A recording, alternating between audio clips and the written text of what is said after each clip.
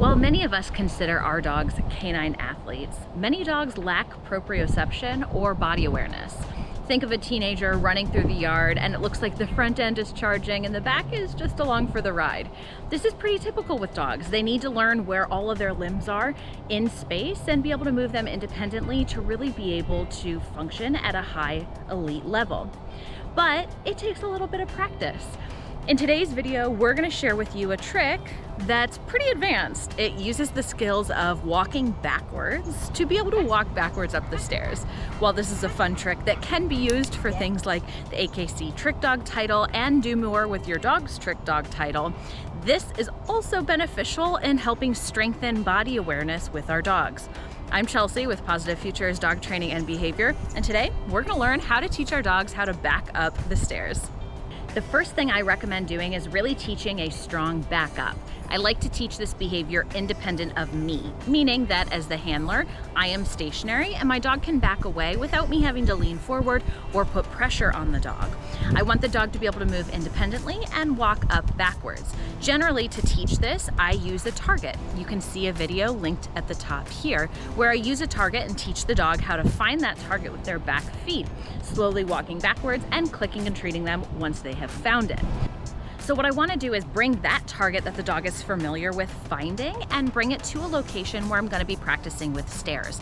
Now, before we get started, I do want to talk a little bit about safety. It's really important that we make sure that our dogs are not going to be accidentally slipping and sliding. Hardwood staircases don't work quite as well as, say, a concrete staircase found in a park. I want to make sure that the dog has good traction. I also want to make sure that the dog's nails are at an appropriate length, which means you can't hear them ticking on the ground. This way it's not going to interfere with any movement from the dog.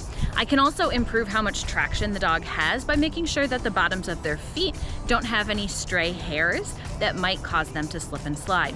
So once I found a suitable location, which might be at a little park, I like to bring that target that the dog is familiar with and practice a little bit of that backing up behavior in this new location. It gives the dog a chance to warm up on this behavior so they remember what we're doing. And it helps me transition from backing up to a flat surface to backing up to something slightly elevated. If you have a small fitness platform, a climb, a Cato board, these are excellent as it increases a little bit of that height, so your dog has to lift their foot up to find it, but it's not quite as tall as a stair, so it's a nice intermediate step between backing up on something flat and backing up and having to lift those rear feet up. As your dog gets more and more comfortable, I'm starting to increase not only how much the dog is backing up, but how high they're having to lift those feet. So I'll transition from that intermediate Cato board or platform up to a real step. Now this transition can be hard for them. So if you notice that your dog is getting discouraged, it's always a great idea to go back to the step before where they were successful. This way your dog is earning reinforcement and they're continuing to find success. If you can, the more intermediate steps you can find between a staircase and the flat ground, the better, because it's going to help your dog with those small steps as they gain confidence not only walking backwards, but also lifting those rear feet. After we get one step up onto the back steps, then we want to start increasing duration or increasing how much the dog is backing up.